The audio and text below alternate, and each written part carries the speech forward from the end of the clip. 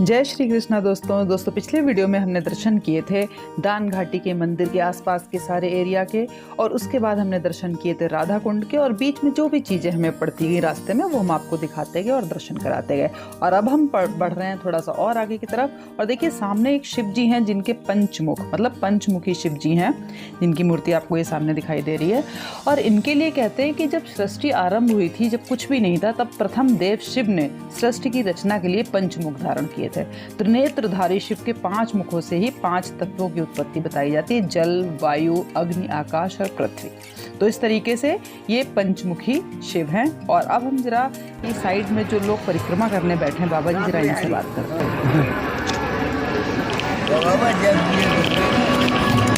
ये इस पे पत्थर ही रखे हैं, इनका क्या यूज होता है? ये समार ये चिपकावन है, डंडोती लगाते हैं इनसे। अच्छा, परिक्रमा करते हैं। देते हो? कोई एक गोप से करता है जी, हम 151 से कर रहे हैं। अच्छा, आप 151 से कर रहे हैं। हाँ। और जहाँ पे भी खड़ी बारी। अच्छा, कोई तुम्बार नहीं बनवा दिया है, सेठ ने बनवा दिया है। तो फिर आप परिक्रमा करके फिर जहाँ पे खत्म होती है वहीं पे बैठ जाते हो? हाँ, जैसे बन जाएंगे। तो फिर ये सारा सामान के साथ आप आगे बढ़ते हो क्या? हाँ। ये जितने भी भगवान जी की फोटो वोटो सब लेके आगे बढ़ते हैं? 23 साल हो गए, 22 साल खत्म हो गई, तीसरी है। तीसरी साल है? तीसरी बार कर रहे हो। कितना टाइम लग जाता पूरा करने में इसको? लग जाता है 15-16 साल लगे। 15-16? दोनों में 15-16 साल लगेगा। 15-16 साल? हाँ। ओहो, 2000 से मान लो कितना होगा। धन्यवाद आपका।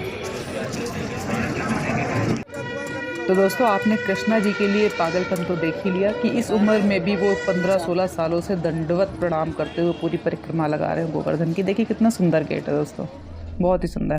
और देखिए दोस्तों, ये है कंदमूल फल। आइए बात करते हैं इसके बारे में जरा। तो अगर हम इसको खाएंगे तो ना हमें भूख लगेगी ज़्यादा, ना प्यास लगेगी? ना तो ज़्यादा प्यास लगेगी। वाह यार, तो ये जो हम लोग परिक्रमा करते हैं उनके लिए तो बहुत अच्छा है। तभी तो ये परिक्रमा, ये बड़े बड़े तीर्थ यात्राओं ये फल बिकता है। सिर्फ ऐसी ही जगह बेचा जाता है जहाँ 21-22 किलोमीटर या 8, 9, 10, 15 किलोमीटर दूरी पैदल रास्ता होता है। और ये कितने दिन तक आप इसको जितने दिन इसे रखना चाहो उतने दिन रख सकते हो, ये खराब कभी नहीं होता। साल, 2 साल, 3 साल? बस इसकी सेवा कर सकते हो। सेवा क्या करते हैं? ये सूखता है, पानी में डाल दो, फिर ऐसा ही हो जाए। अच्छा, और चित्रकूट में ये कहाँ पे पाया जाता है? ये चित्रकूट के जंगल में होता है, तो जहाँ श्री राम जी वनवास के लिए गए थे वहीं होता है, वहीं से लाते हैं ये खरीद के। तो चित्रकूट से आप एक साथ इकट्ठा ले आते हो? एक ही साथ में लाते हैं 20-25 फल कम से कम। बहुत अच्छी, ये तो बहुत अच्छी चीज़ देखने को मिली ना मुझे। वैसे ही कुछ लगा, कुछ अलग सा है, देखते हैं क्या है। तो दोस्तों, ये है कंदमूल फल जो श्री राम जी ने वन में ढूंढ के खाया था अपने वनवास के टाइमिंग में। तो हम भी जरा खा के देखते हैं इसका स्वाद और बताते जरा खाने में कैसा है। यम्मी, बहुत बढ़िया, बहुत ही बढ़िया इसका। और देखिए दोस्तों, यहाँ पे कदम कदम पे आपको गोवर्धन जी मिलेंगे अलग अलग फॉर्म में, पूरे गोवर्धन पर्वत के चारों तरफ। दोस्तों, अब बज रहा है रात के 3, तो अब बैठे हम यहाँ पे एक चाय पीने के लिए। एक चाय पीने के बाद फिर हम आपको आगे की बची हुई 1-2 जगह के दर्शन और कराएंगे। लेकिन दोस्तों, ये है कि थकान कुछ भी हो, लेकिन कृष्ण जी के लिए चलना भी अपने आप में किसी भजन से कम नहीं। बहुत ही अच्छा लगा, बहुत ही अच्छी अनुभूति हुई, ये कहना चाहिए। और हमेशा मुझे लगता है कि जो भी यहाँ परिक्रमा करते हैं ना, वो पैदल परिक्रमा करें तभी ज़्यादा मज़ा है। कुछ लोग रिक्शे से करते हैं, ठीक है, किसी किसी की तबीयत का भी थोड़ा सा होता है, बट ये कि पैदल की यात्रा का अपना अलग ही मज़ा है दोस्तों। तो ये परिक्रमा बहुत ही अच्छी गई है अभी तक। 3 बज चुका है, अब आगे देखते हैं, 1-1.5 घंटे की शायद और रह गई है परिक्रमा, और 5 बजे तक मेरे ख्याल से ख़त्म हो जाएगी। और बहुत अच्छा एक्सपीरियंस रहा दोस्तों। और अभी हम पी रहे हैं एक चाय, फिर चलते हैं आगे।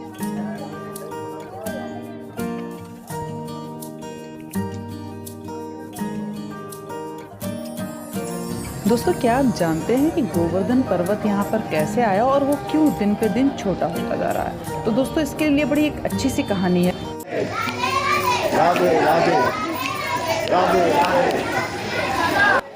इस कहानी के बारे में बात करने से पहले दोस्तों, हम बात करते हैं संकर्षण कुंड की, जो कि सामने दिखाई दे रहा है। तो संकर्षण कुंड के बारे में दोस्तों कहते हैं कि आज से 5000 वर्ष पूर्व भगवान श्री कृष्ण के परपौत्र वज्रनाभ ने दाऊ जी की एक बड़ी विशाल मूर्ति पास में एक मंदिर में स्थापित की है, और वो विग्रह जो है वो इसी कुंड में प्रकट हुआ था, ऐसा कहा जाता है। काफ़ी समय तक ये दिव्य कुंड दूषित जल और भारी कूड़े करकट से इतना ख़राब हो गया था कि यहाँ पे जो परिक्रमा करने वाले लोग थे वो नाक पर रुमाल रख कर निकलना पड़ता था उनको। लेकिन फिर बाद में अक्टूबर 2012 में इसको दोबारा से इसका जीर्णोद्धार करवाया गया और जो यहाँ के लोग थे द ब्रज फाउंडेशन से इनको हेल्प मिली थी और द ब्रज फाउंडेशन ने 1 अक्टूबर 2012 को जो यहाँ पे श्री श्री दंडी श्री मन्ना नारायण रामानुजा चिन्ना GR स्वामी जी के कर कमलों से कराया था। तो बाद में इसकी देखरेख बहुत अच्छे से की गई और अब तो इसका बहुत अच्छा हो गया कुंड। लेकिन अभी रात है तो यहाँ पे हम देख नहीं सकते हैं। तो और ये देखिए दोस्तों सामने कितनी अच्छी सी मूर्ति और एक अच्छा सा मंदिर है और ऊपर लिखा है जंगलेश्वर महादेव। देखिए जी।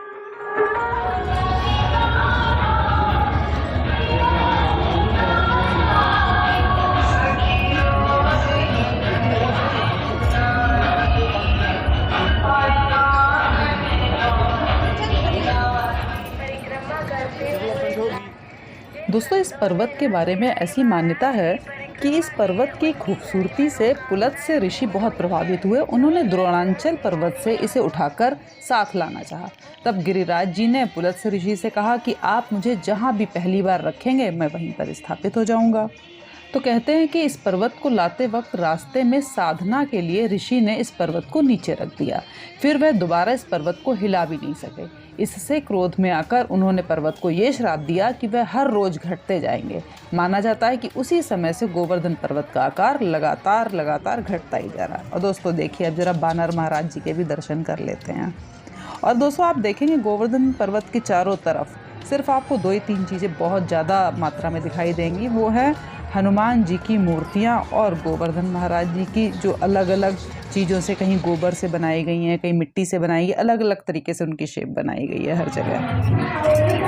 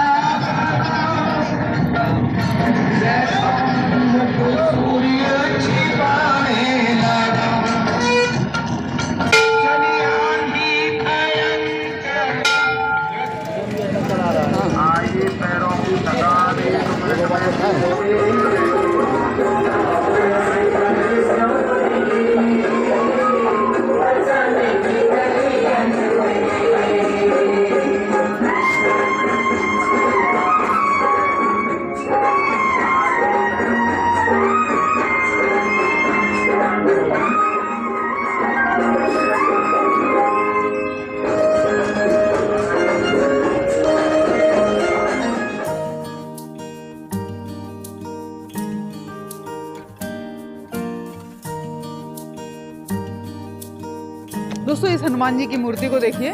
इसमें सिर्फ आप देखिए फेस ऑरेंज कलर का और बाकी पूरे पे सिल्वर कलर है। ऐसी मूर्ति आपको बहुत कम देखने को मिलेगी।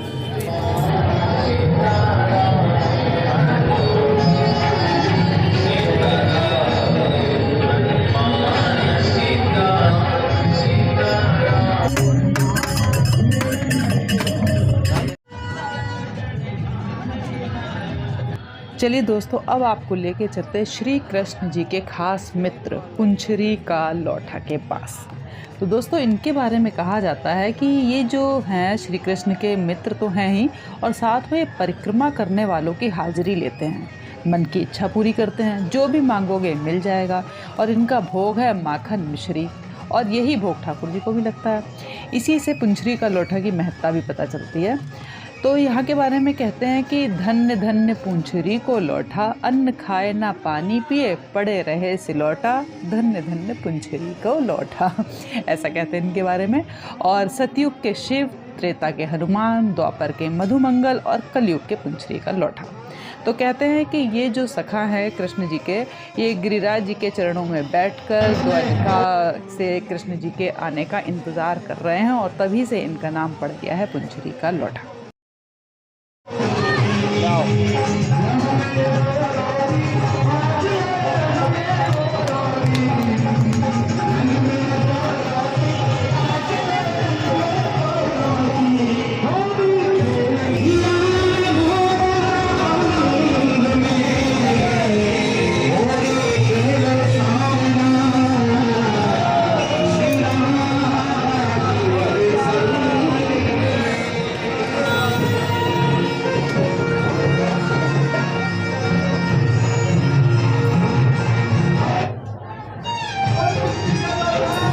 ये देखिए हमारी राधिका रानी को चश्मा पहना के क्या सुंदर ब्यूटीफुल बना के बिठाया हुआ है।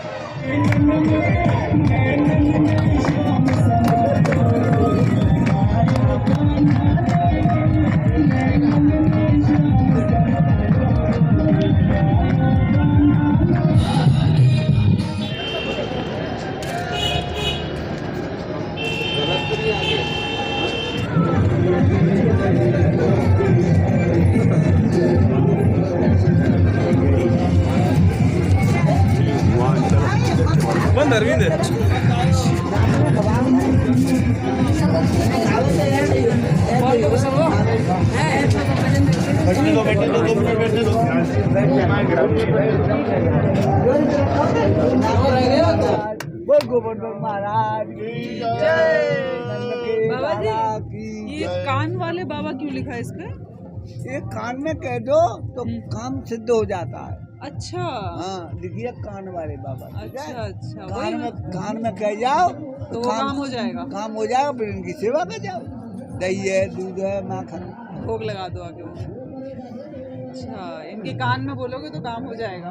हो गई आधी यात्रा परिक्रमा की पूरी, और अब इस आधी यात्रा को हम यहाँ पे ख़त्म कर रहे हैं, जहाँ पे लिखा है श्री हर गोकुल गिरिराज जी कान वाले बाबा। कहते हैं इनके कान में जो भी कहते हैं वो आपकी मुराद पूरी होती है, और जब वो आपका काम हो जाता है तो आप आके यहाँ पे भोग लगाइए आके इनका। तो अब यहाँ पे आधी यात्रा कंप्लीट करने के बाद अब हम बढ़ रहे हैं आगे की आधी यात्रा के लिए। तो चलिए आपको कराते हैं बाकी की आधी चीज़ों के दर्शन।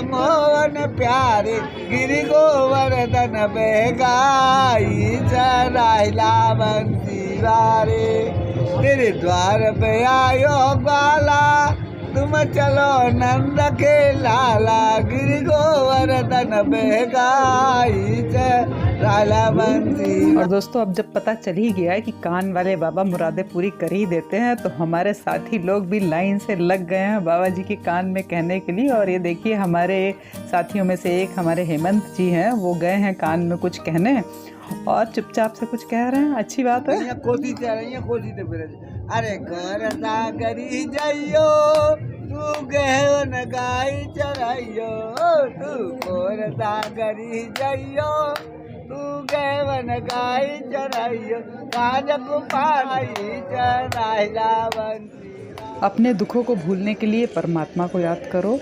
सभी परिस्थितियों में संतुलन बनाए रखना ही प्रसन्नता की चाबी है। कितनी अच्छी अच्छी लाइनें दीवारों पे लिखी हुई हैं। हालांकि दोस्तों यहाँ की दीवारों की कंडीशन थोड़ी सी ख़राब है, खस्ता हालत है, लेकिन यह है कि यहाँ पे हमें उनके हालात पे नज़र नहीं जाती। हमारा तो मकसद कुछ और ही होता है। बस हमें ऐसा लगता है कि हम इस धारा में बहते रहें, बस चलते रहें। अब देखिए दोस्तों एक और ही मंदिर आया है, बहुत ही सुंदर मंदिर है, और हम आपको दिखाएंगे इस सुंदर से मंदिर में एक ऐसे शिवजी जिनकी 3 आँखें हैं। पहले तो इतनी सुंदर मूर्ति देखिए, कितनी सुंदर सुंदर मूर्तियां हैं, और जो बीच में शिवलिंग है आप उसको थोड़ा सा गौर से देखिएगा। सारी मूर्तियाँ पहले तो इतनी सुंदर, सारी मूर्तियों को पहले देखिए कितनी अच्छी अच्छी हैं।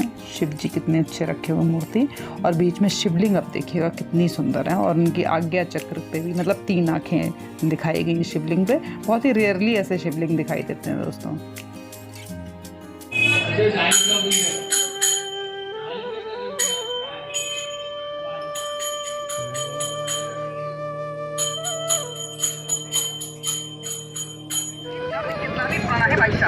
आपके कमर में दर्द देता है, आपके घुटने में दर्द देता है।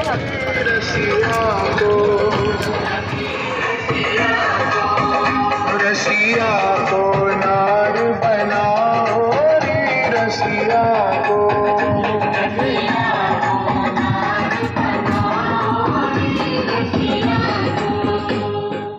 दोस्तों पंचमुखी शिव के बाद हमें दिखाई दिए पंचमुखी हनुमान जी, ये देखिए। और दोस्तों कहते हैं पंचमुखी हनुमान जी का जो कवच है, अगर 21 दिन तक लगातार 7 बार उसका पाठ किया जाए तो हनुमान जी की विशेष कृपा होती है, ऐसा कहा जाता है दोस्तों। और जैसा कि मैं बता चुकी हूँ, गोवर्धन पर्वत के चारों तरफ आपको हनुमान जी ही हनुमान जी नज़र आ रहे हैं। बहुत हर अलग अलग मुद्रा में हनुमान जी हैं।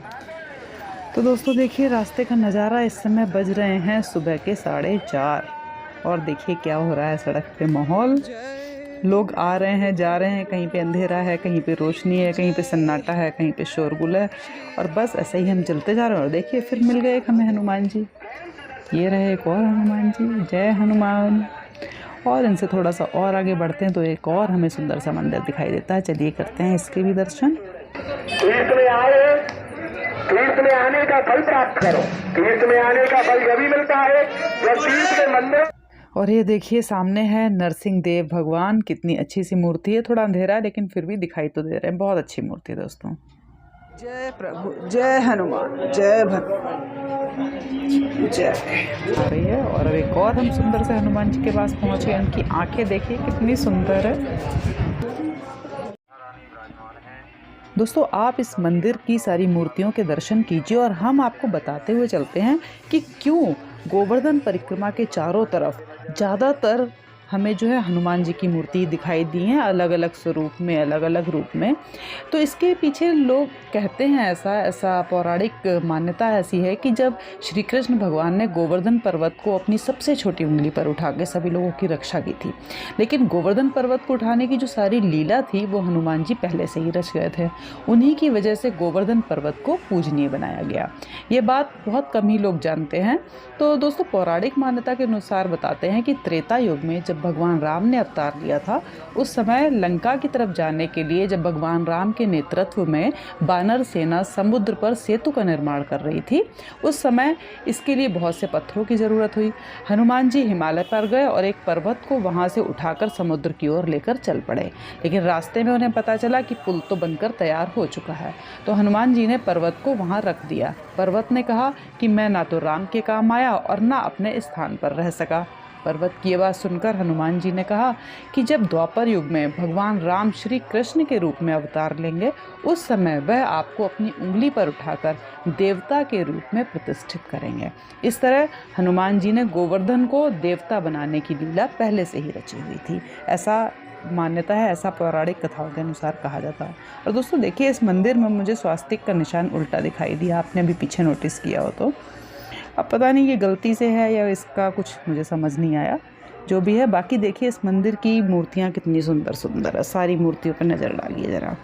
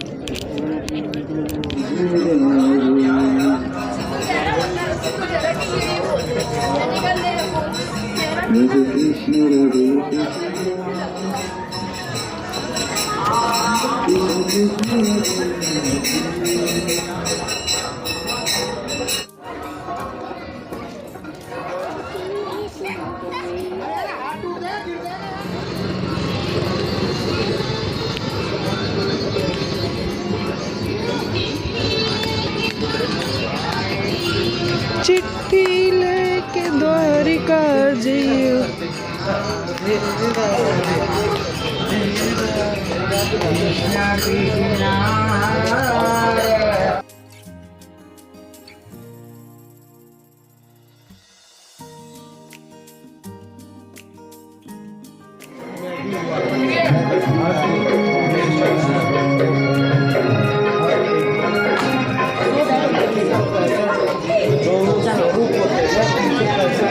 तीनों लोग अत्य न्यारी है, राधा रानी बरसाने वाली है। क्या सुंदर राधा रानी। जरूर लगाने अंदर आके होती है परकम्मा। परकम्मा करने से परकम्मा का फल मिलता है, इसलिए यहाँ राधा रानी के चरणों में माथा टेका जाता है। अगर आपके अंदर श्रद्धा भाव है तो राधा रानी की परिक्रमा सच्चे भाव से जरूर लगाएं। अपने शरीर को कष्ट दें राधा रानी के दरबार में आने से। और दोस्तों हमारी इस गोवर्धन परिक्रमा का थोड़ा सा रास्ता और बचा है, जो कि हम आपको अगले वीडियो में पूरा कवर करा देंगे और उससे जुड़ी सारी महत्वपूर्ण बातें, सारी पौराणिक कहानियाँ जो भी जुड़ी हुई हैं वो सब हम आपसे शेयर करेंगे। तो बने रहिए अगले वीडियो में और तब हमारी ख़त्म होगी पूरी गोवर्धन यात्रा। जय श्री कृष्णा, जय श्री कृष्णा।